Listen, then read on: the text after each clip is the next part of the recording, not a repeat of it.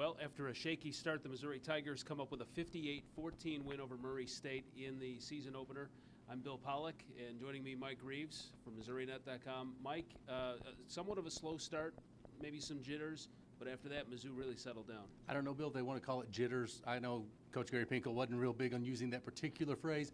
Something was wrong early, though, because they gave up a lot of yards and some points, and after that, nothing. The offense kept clicking. The defense was spectacular in quarters 2, 3, 4.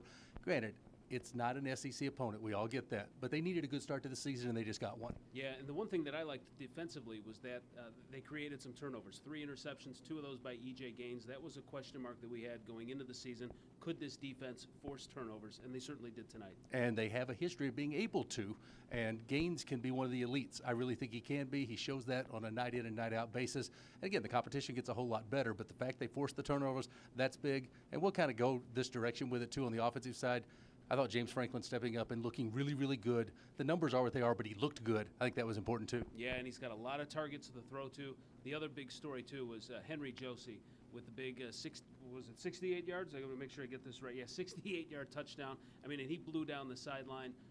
If there were any questions at all that you may have had about his knee, they were answered tonight.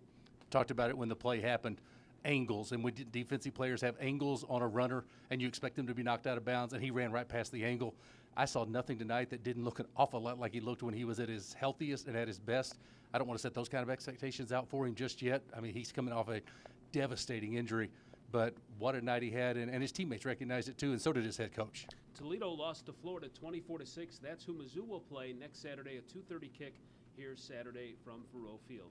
That'll wrap things up here. Remember to check out more videos at MissouriNet.com. I'm Bill Pollock for Mike Reeves.